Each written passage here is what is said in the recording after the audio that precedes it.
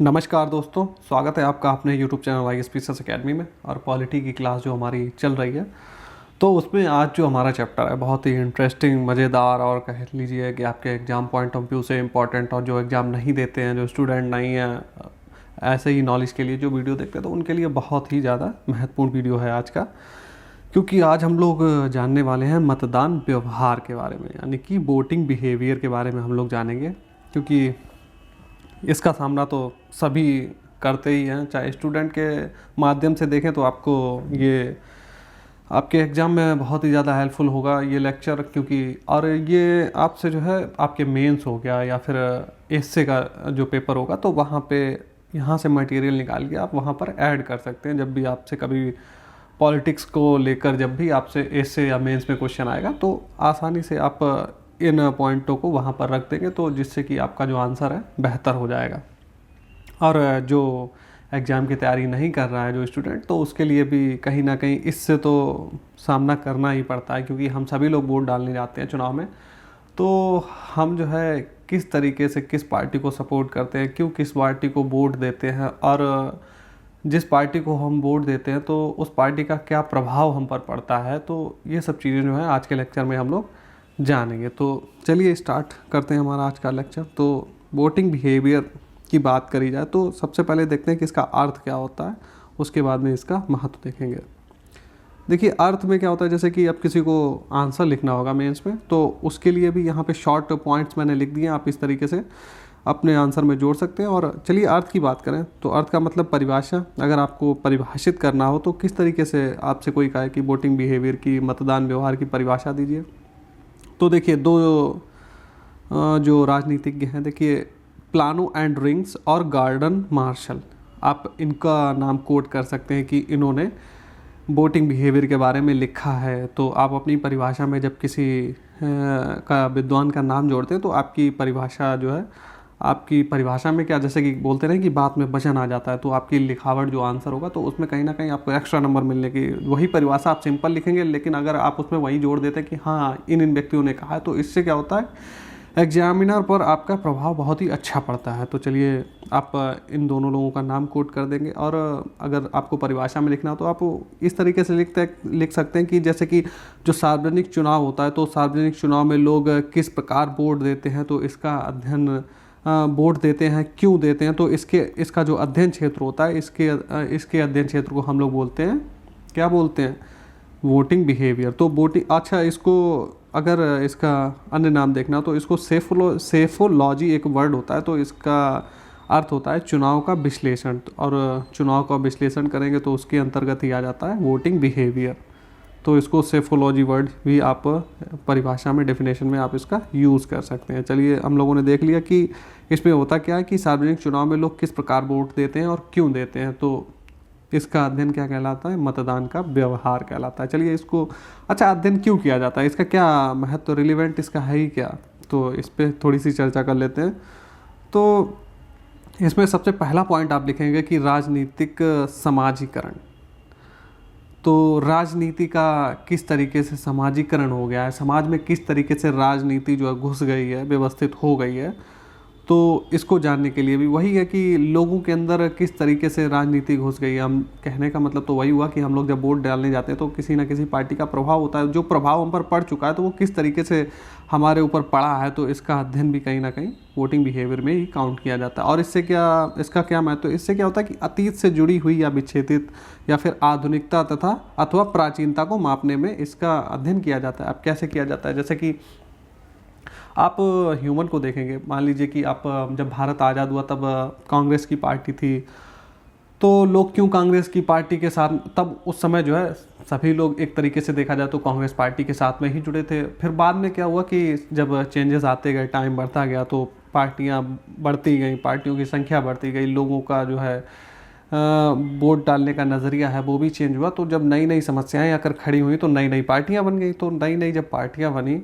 तो उनका जो अध्ययन होता है, तो उसका जो रिलेवेंट है, तो उसी को जो है हम किस में देखते हैं, वोटिंग बिहेवियर में। चलिए अब हम लोग थोड़ी सी आगे चर्चा करते हैं, जिसके माध्यम से और आपको जो है क्लियर हो जाएगा ये लेक्चर।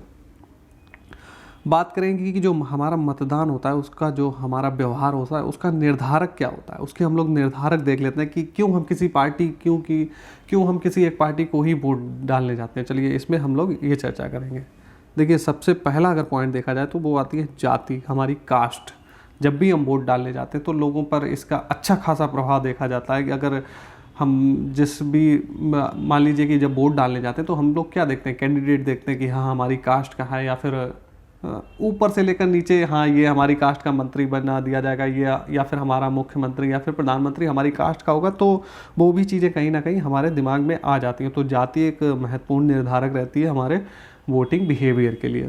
तो अगर आपको लिखना पड़ जाए तो आप क्या लिखेंगे, देखिए भारतीय राजनीति जातिवादी है तथा जाति का जो है राजनीतिकरण या फिर राजनीतिकृत हो चुकी है। तो भारत की राजनीति कैसी है, जातिवादी। देखिए अगर आप सीधे सीधे एग्जाम में लिख देंगे कि भारतीय राजनीति जातिवादी है तथा जाति का राजनीतिकृत कर दिया गया, तो आपको हो सकता है कि इसका इम्पैक्ट गलत पड़े। लेकिन जब आप किसी का नाम ऐड कर सकते हैं, जैसे कि आप उसमें लिख देंगे रजनी कोठारी जी ने कहा है कि भारतीय राजनीति जो है वो जातिवादी है तथा जाति का राजनीतिकृत हो चुका है रूप, तो उसमें क्या होगा, आपका पॉइंट जो है पॉजिटिव हो गया। ये आपने नहीं कहा, जो महत्वपूर्ण चिंतक विद्वान हैं जिन्होंने इस विषय पे काफ़ी रिसर्च करके रखा हो, तो उनका जब आप नाम जोड़ देते हैं तो इससे एग्जामिनर पर बहुत ही अच्छा प्रभाव पड़ता है। तो इस तरीके से आप उसमें जोड़ सकते हैं। जाति का देखिए कोई भी पॉइंट हो तो उसमें आप ऐसा ना करिए कि ये खुद का पॉइंट एग्जामिनर को लगे ये खुद का अपने विचार दे रहा है। अपने विचार दे रहा है ठीक है, कहीं कहीं पर वो भी ज़रूरी होते हैं, लेकिन अगर आप किसी अपने विचार आपके ही विचार से सिमिलर अगर कोई उसमें जुड़ा हुआ है तो अगर आप उसका नाम दे देंगे तो आपका जो आंसर होगा उसमें बहुत ही ज़्यादा अच्छा आपको नंबर मिलेगा।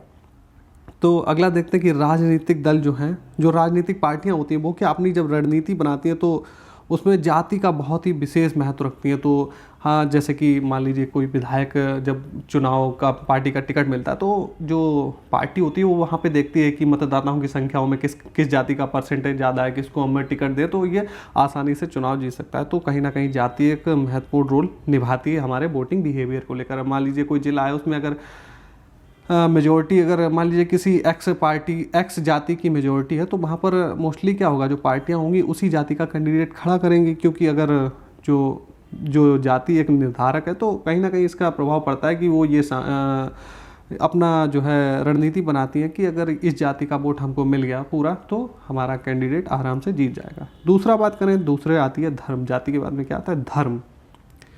तो धर्म भी राजनीति में एक महत्वपूर्ण निर्धारक होता है। तो जैसे कि इसके लिए क्या होता है, सांप्रदायिक प्रचार करती हैं पार्टियां, लोगों की जो धार्मिक भावनाएं होती हैं उनका शोषण भी किया जाता है इससे। और क्या होता है कि धर्म का राजनीतिकरण कर दिया गया है।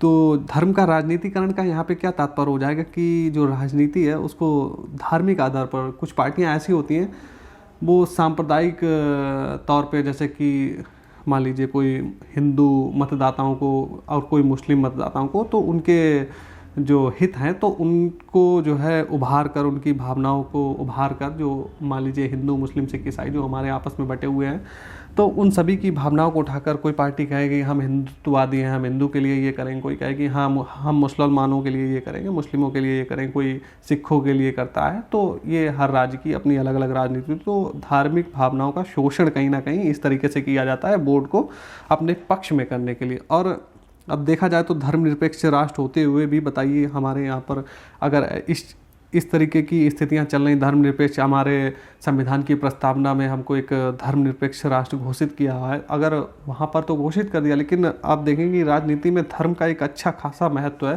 धर्म के आधार पर पार्टियाँ वोट भी मांगती हैं, तो कहीं ना कहीं ये भी एक चर्चा का विषय बन जाता है। और तीसरा निर्धारक अगर हम माने तो भाषा को देख लेते हैं। तो लोगों की जो भाषाई भावना है उनको पार्टियां, राजनीतिक पार्टियां उभारती हैं। जैसे कि मान लीजिए तमिलनाडु की पार्टी डीएमके है और ये आंध्र प्रदेश की पार्टी है टीडीपी। तो इनका उदय ही क्या हुआ है, जो लोकल लैंग्वेज, अब हमारा जो भारत है वहाँ पर बहुत ही ज़्यादा डाइवर्सिटी है, आपको कई भाषाएं मिल जाएंगी क्षेत्रीय स्तर पर, राज्य स्तर पर। तो ये क्या करती हैं, लोगों की जो उनसे कहेंगे कि हाँ आप मान लीजिए आप एग्जाम्पल ले लीजिए बंगाल का, मैं आपको बंगाल क्या कोई भी ले लीजिए, ऐसा नहीं है कि सिर्फ बंगाल का आप एग्जाम्पल लेंगे तो वहाँ पे क्या होता है कि बंगाली भाषा कोई भी पार्टी है तो अगर वो बंगाली भाषा वहाँ पर जो बोली जाती है उसको लेकर अगर कोई कहेगा कि मैं बंगाली भाषी जो है उनको उनकी भावनाओं को उभारेगी कि मैं बंगाली भाषा को आगे तक ले जाऊंगी या इनके हित में कुछ कार्य करूंगी, तो भाषाओं की भावनाओं को उभार कर भी पार्टियां क्या करती हैं, अपने पक्ष में वोट डलवाती हैं। तो ये भी एक निर्धारक हो जाता है महत्वपूर्ण। चौथा अगर निर्धारक देखें तो क्षेत्र, पर्टिकुलर क्षेत्र की जो स्थिति होती है उसको लेकर भी जो है वोट अपने पक्ष में किए जाते हैं। कैसे कि जैसे कि उपराष्ट्रीयता की भावना, संकीर्ण भावना, उपराष्ट्रीयता की संकीर्ण भावना, क्षेत्रवाद को लेकर भी हो जाता है कि मान लीजिए कोई पर्टिकुलर क्षेत्र को लेकर कहे कि मान लीजिए कि पिछली सरकार में ऐसा हुआ है कि किसी पर्टिकुलर क्षेत्र का विकास नहीं हो पाया, तो दूसरी पार्टी मान लीजिए उसी क्षेत्र से कोई नई पार्टी बन गई, वो कहेगी कि अभी तक हमारे क्षेत्र को लेकर यहाँ पर कोई विकास नहीं हुआ है और हमें आप वोट दीजिए, तो हम जब जीतेंगे तो इस क्षेत्र का विकास होगा। तो ये क्षेत्रीय लेवल पर ये राजनीति जो की जाती है, इससे क्या होता है, जो क्षेत्रीय दल होते हैं उनका उदय होता है। और ये क्या करते हैं, अगर ये क्षेत्रीय दल जब आ जाते हैं गवर्नमेंट में, तो क्या ये अपने क्षेत्र विशेष को ही देखते हैं, अन्य क्षेत्रों को उतना जो है हित नहीं उनका साधते हैं। तो इसलिए कहीं ना कहीं अलगाववादी भावनाओं भी इससे जुड़ जाती है। क्षेत्र के बाद में अगला बात करें तो अगला नंबर आता है व्यक्तित्व का। तो नेता का करिश्माई व्यक्तित्व भी होता है, हम जो वोट डालते हैं तो उसका प्रभाव नेता का एक करिश्माई व्यक्तित्व तो उसका भी पड़ता है। जैसे कि नेहरू, गांधी जी, अटल बिहारी वाजपेयी, नरेंद्र मोदी, अगर इनकी बात करें तो इन जो वोटर होते हैं तो कहीं ना कहीं इनकी पार्टी को ना देखकर, इनकी विचारधारा को नहीं, एक नेता को, डायरेक्ट नेता को देखते हैं कि हमारे नेता जवाहरलाल नेहरू थे, या उस टाइम पे देखते थे इंदिरा गांधी के नाम पर ही वोट पड़ता था, कोई पार्टी या कोई मुद्दे को लेकर कोई नहीं, अटल बिहारी वाजपेयी के नाम पे वोट पड़ रहा। और अभी अगर करंट में देखें तो नरेंद्र मोदी के नाम पे वोट पड़ता है, कोई बीजेपी को नहीं वोट देता, कोई किसी विधायक सांसद को कोई वोट नहीं देता। तो उनके नाम पर, किसके नाम पर वोट पड़ रहे हैं अभी अगर देखा जाए प्रैक्टिकली, तो यही देखा जाए तो यही कह सकते हैं कि नरेंद्र मोदी के नाम पर ही करंट गवर्नमेंट चल रही है। तो आप सपोज करिए कि आगे क्या हो कि प्रधानमंत्री नरेंद्र मोदी ये कहें कि अब मैं प्रधानमंत्री पद से, मतलब कि प्रधानमंत्री पद का चुनाव नहीं लड़ूंगा, तो उसके बाद में जो स्थिति आएगी तो वो कहीं ना कहीं समस्या पैदा करेगी बीजेपी पार्टी को। तो अगला निर्धारक देख लेते हैं धन। चुनाव में जो धन का जो खेल होता है, इससे भी कहीं ना कहीं मतदाता के ऊपर काफ़ी प्रभाव पड़ता है। लेकिन अगर धन का बात करें तो अभी पहले पड़ता था, लेकिन अब अगर करंट में बात करें तो इसका प्रभाव जो है सीमित मात्रा में पड़ता है, क्योंकि आप जो है नागरिक भी अवेयर हो गए हैं, पैसे ले भी लेते हैं तो उस पार्टी को वोट भी नहीं देंगे कोई। ये भी मतलब कि क्योंकि गुप्त मतदान होता है, अगर रुपए ले भी लिए तो अंदर जाके तो कोई देख नहीं रहा है, तो क्या होता है कि इसका प्रभाव सीमित मात्रा में होता है। और जैसे कि चुनावी खर्चों की सीमा के बावजूद जो है, जो उम्मीदवार होते हैं वो पैसा बांटते हैं, शराब या अन्य वस्तुओं का लालच देकर अपने पक्ष में वोट डालने के लिए दबाव बनाते हैं या फिर लालच देते हैं, कहा जा सकता है। तो इसका भी कहीं ना कहीं प्रभाव पड़ता है। और वोट के बदले नोट तो नारा सबने सुना ही होगा। तो अगली जो चीज़ है जो हमारे ऊपर प्रभाव डालती है वो क्या होती है, सत्ताधारी दल का प्रदर्शन। देखिए यहाँ पे मैं जो पॉइंट बता रहा हूँ इनमें आप खुद को रखिएगा ना, तो खुद को भी आप इसमें चेक करिए कि आप किस चीज़ से प्रभावित होकर वोट अपना डालते हैं। क्या जाति से प्रभावित होकर, धर्म से, या फिर भाषा, क्षेत्र, व्यक्तित्व, धन। तो इनमें से आप खुद को भी यहाँ पर रख के देखिए कि आप किस चीज़ से प्रभावित होकर डालते हैं। तो मैं उम्मीद करता हूँ कि आप जो भी मैं ये 10 पॉइंट लिखे, आप कहीं ना कहीं इसमें फंसेंगे ज़रूर किस चीज़ को, क्योंकि यही वो पॉइंट है जिनको लेकर कोई व्यक्ति वोट डालता है। तो चलिए स्टार्ट करते, अगला देखते हैं। तो अगला पॉइंट जो हमारा है वो है सत्ताधारी दल का प्रदर्शन। मान लीजिए जो करंट गवर्नमेंट अगर सत्ता में है, ठीक है, अगर उसने अच्छा प्रदर्शन किया होगा तो उसकी दोबारा गवर्नमेंट बनेगी। अगर उसने मान लीजिए कुछ उसके निर्णय खराब हो गए तो क्या होगा कि वो जो है दोबारा इलेक्शन नहीं जीत पाएगी। तो सत्ताधारी दल का प्रदर्शन भी लोगों को आकर्षित करता है। अगर पिछली उसका जो टर्नओवर रहा है, उसने अगर अच्छे काम किए होंगे, देखिए ये ज़रूरी नहीं है, ये चीज़ें ज़रूरी नहीं है कि सत्ताधारी दल का प्रदर्शन मान ही करे, लेकिन ये कुछ परसेंट या कुछ मात्रा में तो ये मान्य ही होता। अब मान लीजिए कोई जाति हो गई तो पूरा वोटर तो उस पर वोट डालेगा नहीं, लेकिन कुछ जो परसेंटेज होता है वो कहीं ना कहीं इस पर डिपेंड होता है। इसका जैसे कि मैं ये कह रहा हूँ कि सत्ताधारी दल का प्रदर्शन, तो ये नहीं है कि सभी वोटर सत्ताधारी दल के प्रदर्शन को आधार पर ही वोट डालेंगे, लेकिन कहीं ना कहीं इसका थोड़ा बहुत जो है इसका परसेंटेज बढ़ जाता है। इसको देखा जाए तो इसका परसेंटेज महत्व इसका होता है। तो अब किस तरीके से देखें, अब जैसे सत्ताधारी दल ने चुनाव जीतने से पहले जो घोषणा पत्र के जो सबके सामने रखा था, उसने जो वादे किए थे, क्या वो वादे पूरे किए हैं? अगर उसने वो वादे पूरे किए तो संभावना बन जाती है कि वो दोबारा से पार्टी जो है गवर्नमेंट में आ जाएगी। तो अगला देखते हैं दलीय पहचान। दलीय पहचान की बात करें तो इसका अगर सबसे अच्छा उदाहरण एग्जाम्पल देखा जाए तो कांग्रेस ही है, क्योंकि जब भारत आज़ाद हुआ तो उसके बाद में ये रहा। देखिए अभी इसका जो है दलीय पहचान का इतना जो है रिलेवेंट रह नहीं गया है, क्योंकि अब तो इंसान समय के हिसाब से बदल चुका है। लेकिन ये अगर विशेषकर देखा जाए तो 1950 और 60 के टाइम पीरियड में इसका बहुत ही ज़्यादा महत्व था। लोग कांग्रेस पार्टी के साथ जुड़े हुए थे, तो इसमें क्या होता है कि निजी भावना जुड़ जाती है, निजी जुड़ाव हो जाता है और दल के साथ पहचान बन जाती है। तो लेकिन इसमें यहाँ एक दिक्कत ये हो जाती है कि जैसे कि आप मान लीजिए किसी पार्टी के साथ में जुड़े हुए हो, तो आपको उसमें जो कमियां हैं, उसकी बुराइयां हैं, वो लोग उन कमियों और बुराइयों के साथ में भी उसके साथ में जुड़े रहते हैं। उनकी निजी भावना कहीं ना कहीं जुड़ जाती है, तो इस चक्कर में वो खुद को उस पार्टी से अलग नहीं कर सकते हैं। चाहे वो पार्टी में कमियाँ हों या मान लीजिए उसमें कुछ भ्रष्टाचार हो, तो उसके साथ में भी जुड़े ही रहते हैं। तो ये कहीं ना कहीं एक भावनात्मक जुड़ाव हो जाता है पार्टी के साथ में। तो ये भी कहीं ना कहीं मतदाता के ऊपर प्रभाव डालता है। जो पार्टी से जुड़ा हो वो तो वोट देगा ही, चाहे कुछ भी हो जाए। अगला अगर निर्धारक देखें तो विचारधारा। देखिए इसमें कहीं ना कहीं मैं पॉइंट दे रहा हूँ, कहीं ना कहीं आप देख लीजिए, कहीं ना कहीं इसमें फंस जरूर जाएंगे। तो कुछ लोग अब जैसे कि कोई जाति के ऊपर नहीं वोट डालता है तो धर्म के ऊपर डालता है, धर्म के ऊपर नहीं डालेगा तो धन के ऊपर डालेगा, धन के ऊपर नहीं तो सत्ताधारी पार्टी के साथ में किसी की निजी भावना किसी के साथ में जुड़ी हुई, कोई व्यक्तित्व के लेकर, कोई क्षेत्र के को लेकर जो है वोट डालेगा। तो देखना कहीं ना, आप कमेंट जरूर करिए कि आप लोगों के ऊपर कौन सा पॉइंट प्रभाव डालता है। जो भी इस वीडियो को देख रहा है प्लीज़ कमेंट करिए कि आप लोगों के ऊपर कौन सा जो है विचार जो है प्रभाव डालता है आपके वोट डालने को लेकर। अच्छा, विचारधारा में बात करें, कुछ लोग साम्यवादी होते हैं, पूंजीवादी होते हैं, कुछ देशभक्त होते हैं। तो कुछ लोग साम्यवादी होंगे, कुछ धर्मनिरपेक्ष होंगे, कुछ पूंजीवादी का समर्थन करते होंगे, कोई लोकतंत्र का समर्थन करेगा, कोई देशभक्ति के नाम पर वोट डालेगा, आदि आदि ये होते हैं। तो इन पॉइंटों को लेकर भी वोट डाला जाता है। तो आगे बात करें, देखिए अन्य कारक। अब हम लोग अन्य कारक देख लेते हैं। तो मोस्टली देखिए यहाँ से अगर जो ऊपर पॉइंटों में कहीं नहीं फंसा वो यहाँ तो कंफर्म है फंसना, वो इनसे प्रभावित होकर तो वोट जरूर ही डालेगा, चाहे कोई भी हो। तो पहला पॉइंट है कि चुनाव पूर्व कोई घटना घट गई। चुनाव पूर्व की अगर कोई घटना घट गई, मान लीजिए कोई बड़ा नेता उसकी हत्या हो गई, या फिर कोई युद्ध हो गया, कोई आतंकवादी हमला हो गया, इस तरीके की जो घटनाएं होती हैं उससे भी कहीं ना कहीं जो हमारा वोट डालने का जो हम वोट डालने जाते हैं उसका प्रभाव बहुत पड़ता है। जो तत्कालीन घटना होती है, मान लीजिए कोई पार्टी गवर्नमेंट में अगर उसका कोई नेता भ्रष्टाचार के केस में फंस जाए, या मान लीजिए कोई कल को किसी बड़े नेता की हत्या हो जाए, तो इस चक्कर में भी जो है प्रभाव वोटर पर काफ़ी पड़ता है। आर्थिक दशाएं भी, जैसे कि मान लीजिए कि बेरोजगारी को लेकर देश में बहुत ज़्यादा बेरोजगारी है, बहुत ज़्यादा ही महंगाई है, तो कहीं ना कहीं लोग क्या कहेंगे कि जो करंट गवर्नमेंट है इसको हटाओ, दूसरी आएगी तो हो सकता है कि वो इस पर कुछ करे। तो आर्थिक दशाएं महत्वपूर्ण होती हैं। कुछ लोग आयु को लेकर, जैसे वृद्ध हो गए, युवा हो गए, ये अपनी आयु के हिसाब से अपनी पार्टी का चयन करते हैं। और अगला पॉइंट हम देखें तो लिंग के आधार पर भी, पुरुष या महिला, तो ये भी मैटर करता है। कुछ लोग प्रत्याशी को देखेंगे, हाँ ये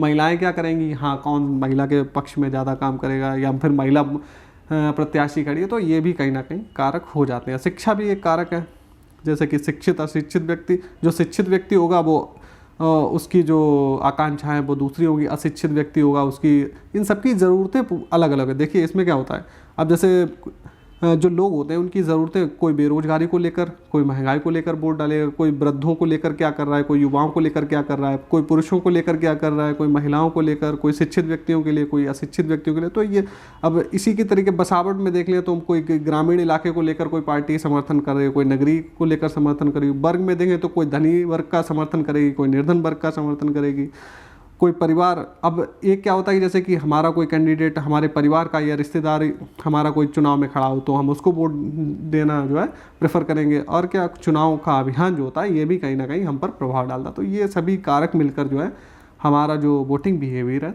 तय करते हैं।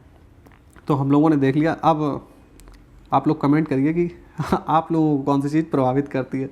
थोड़ी सी मीडिया की भूमिका भी देख लेते हैं। तो मीडिया की भूमिका क्या होती है वोटिंग बिहेवियर में, तो ये क्या करती है, सूचनाओं का प्रसार करती है। सूचना किस तरीके की सूचना, जैसे कि चुनाव कब होना है, कहाँ होगा, कैसे होगा, स्थल क्या है, अंतिम समय में अगर कोई परिवर्तन होता है तो ये इस जानकारी कहाँ मिलती है, ये सब जानकारी हमको मीडिया के द्वारा दी जाती है। आदर्श आचार संहिता जो लागू होती है उसका मान लीजिए कोई उल्लंघन कर रहा है तो उसको कौन उजागर करेगा? मीडिया जो है उजागर करेगी।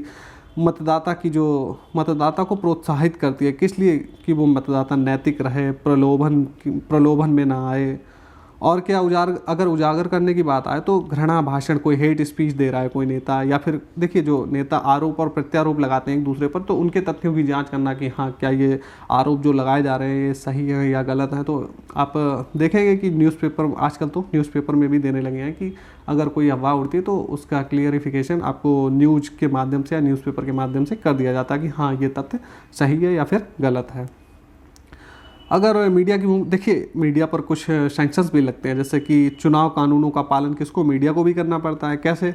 जैसे कि देखिए एक जनप्रतिनिधित्व अधिनियम जो हमारा बना था 1950 में भी बना था, उसको रिफॉर्म करके 1951 में जो बना था जनप्रतिनिधित्व अधिनियम 1951 की धारा 126 में क्या कहा गया है कि जो एग्जिट पोल होंगे और परिणाम, तो जो प्रथम चरण का जो चुनाव स्टार्ट होता है उसके पहले आप उसको बंद कर देंगे, एग्जिट पोल और परिणाम जो होता है, और जब चुनाव संपन्न हो जाएगा उसके आधे घंटे के बाद में ही आप परिणाम दे सकते हैं। तब तक के लिए जब प्रथम चरण से, और जो परिणाम जब तक नहीं घोषित होगा तब तक के लिए इन पर रोक लगा दी जाती है कि आप ये नहीं करेंगे जिस टाइम पे वोट पड़ रहे होंगे।